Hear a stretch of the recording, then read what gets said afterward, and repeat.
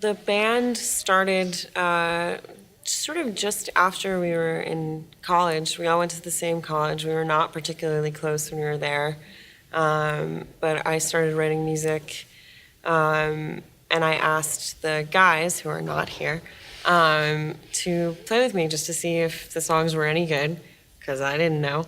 And then the more I wrote and the more we worked on it, the more I was hearing 3-part female vocals in everything. And so I asked these girls to come and join, and fortunately we all happened to really like each other, so it worked out. Yeah, that's how it started. The upcoming album, which we're releasing in June, we really took our time. We had no goal. We didn't actually set out to make this album. We set out to explore recording in a way that we hadn't done. We had recorded only live to tape. Like, it was a very different experience, and it was wonderful. But the music I was writing had shifted, and we had sort of moved into a different space. We wanted to experiment more. The boys wanted to play with synths and electronic drums and stuff, which we were all really into. And so it was, I don't know, a lot, like sort of a series of fortunate events enabled us to take our time. And from this previous development deal, we met our producer, who we just fell in love with. He's just the best, and really understood what we were trying to do, even when we didn't quite.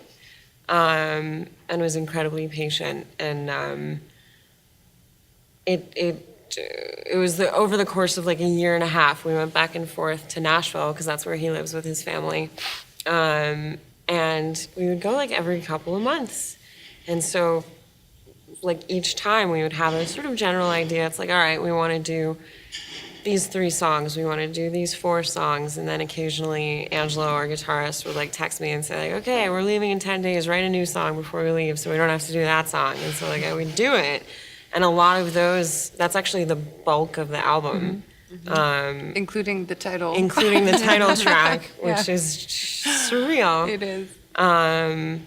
But it was incredible. It was a real challenge for all of us. It took us completely out of our comfort zone, like the opposite of what we're used to. But because we were in such like a safe, good environment, it just felt like the most natural thing ever. I do think we've been really lucky in so many ways. The 6 of us get along so impeccably. And I knock on wood, it just will keep on this way, which I don't see why it wouldn't. But it's really easy to travel with, 5 people that also happen to be people that you love making music with and that are your best friends. And so we all look out for each other, have a healthy amount of fun.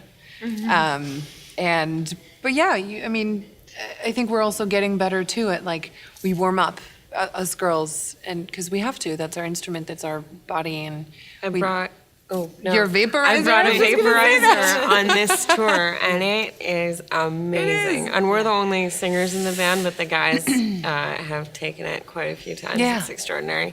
But we really, I don't know. We like to take it easier than I think a lot of other people may. Like, except for that first year at South by, when we went hard and we learned. Yeah.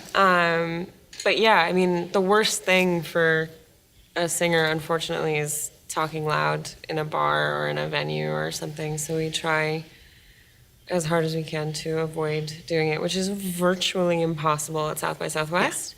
Yeah. Fortunately, we have some of the guys who are happy to big do the talkers networking. To do the schmoozing and whatever for us. Yeah. But it is definitely a challenge in an environment like South by to keep it down. Yeah. So we go home and eat ice cream. It's better. Bed by midnight. Yeah. When Village Voice named us Best Pop Band, I had no idea that it was coming. We didn't know that we were nominated. If there was a nomination process, I don't even know. But it was wonderful. And everything, it's funny, and that was in like October or September. Yeah. Everything started falling a little bit more into place, Right. but not explicitly. Like, I don't know if that's why. It was right, yeah, it was But it was right when we pre-CMJ. changed the name of the band, Right. and then that happened, and then we played CMJ, and then our now record label got in touch with us immediately after that, and Right. so maybe, I don't know, maybe it had something to do with it. It was really nice. Yeah. Made our moms real proud. Yes, our moms All of were our moms were really happy.